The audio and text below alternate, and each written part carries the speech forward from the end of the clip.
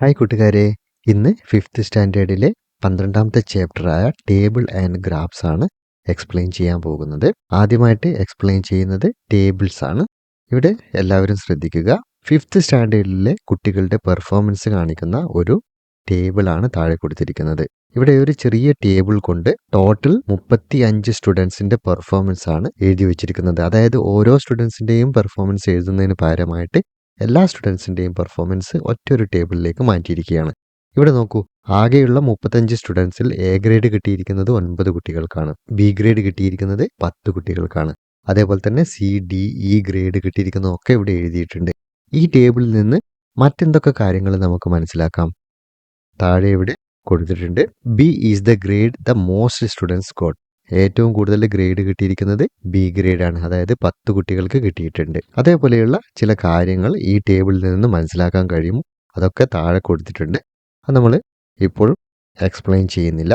ഇവിടെ നോക്കൂ, class 6ലെയും class 7ലെയും ഗ്രേഡുകൾ ഇതേപോലെ തന്നെ 2 ടേബിൾ കൊടുത്തിട്ടുണ്ട്. അപ്പോൾ മുഴുവൻ ഇത്രയും 5, 6, 7 3 ടേബിളുകൾ പ്രത്യേകം വരച്ചിട്ടാണ് ക്ലാസ് സ്റ്റുഡൻസിന്റെ പെർഫോമൻസ് ഇവിടെ വിശദീകരിച്ചിരിക്കുന്നത്. ഇതൊക്കെ കൂടി ഒറ്റ ടേബിളിൽ നമുക്ക് എക്സ്പ്ലെയിൻ ചെയ്യാൻ കഴിയുമോ? ഒരു ടേബിളിൽ വരച്ചിട്ട് ഇതൊക്കെ അതിൽ ഉൾപ്പെടുത്താൻ കഴിയുമോ? തീർച്ചയായിട്ടും നമുക്ക് കഴിയും.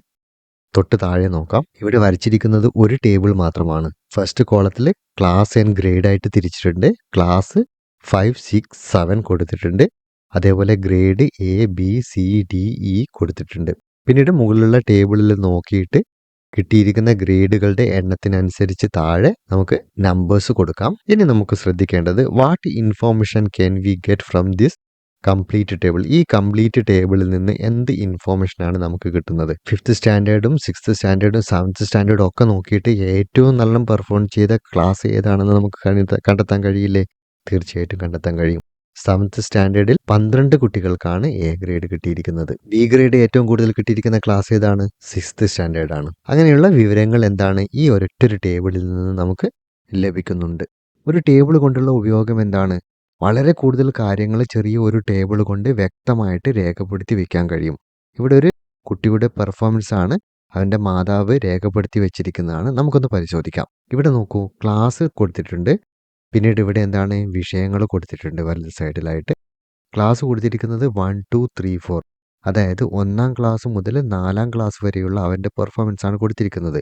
മനസ്സിലായില്ലേ? 4 കൊല്ലത്തെ പെർഫോമൻസ് ആണ് ചെറിയ ഒരു ടേബിൾ കൊണ്ട് വിശദമാക്കിയിരിക്കുന്നത്. ഇവിടെ വളരെ വ്യക്തമായിട്ട് മനസ്സിലാകും. മലയാളം എടുക്കുകയാണെങ്കിൽ ഫസ്റ്റ് ഇയറിൽ 3 എക്സാമുകളിൽ ആദ്യത്തെ ഫസ്റ്റ് എക്സാം, അതായത് മിഡ് ടേം എക്സാം, പിന്നീട് വരുന്ന ഫൈനൽ എക്സാം. ഫൈനൽ എക്സാമിൽ അവന് അറ്റൻഡ് ചെയ്തിട്ടില്ല. ബാക്കി 2 എക്സാമുകൾ കിട്ടിയിരിക്കുന്നത് ഇ ഗ്രേഡ് ആണ്.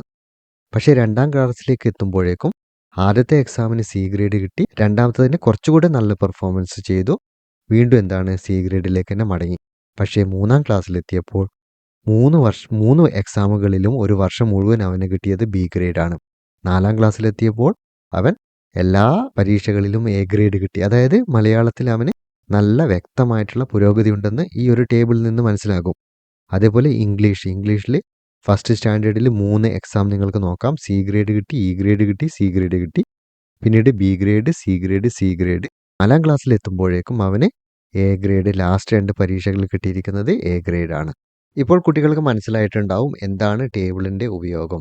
4 വർഷത്തെ ഒരു കുട്ടിയുടെ മുഴുവൻ പെർഫോമൻസും ചെറിയ ഒരു ടേബിൾ കൊണ്ട് വ്യക്തമാക്കാൻ സാധിക്കുന്നുണ്ട്. ഇന്നത്തെ പാഠഭാഗത്തിൽ ഇത്രയും കാര്യങ്ങൾ മാത്രമാണ് നമ്മൾ വിശദീകരിക്കുന്നത്. ടേബിളുമായിട്ട് ബന്ധപ്പെട്ട് ചില ചോദ്യങ്ങൾ താഴെ കൊടുത്തിട്ടുണ്ട്. അത് അടുത്ത ക്ലാസ്സിലാണ് ചെയ്യുന്നത്. അതേപോലെ തന്നെ മറ്റൊരു വീഡിയോയിൽ എന്താണ് ഗ്രാഫ് എന്നുള്ളത് നമ്മൾ പഠിക്കും.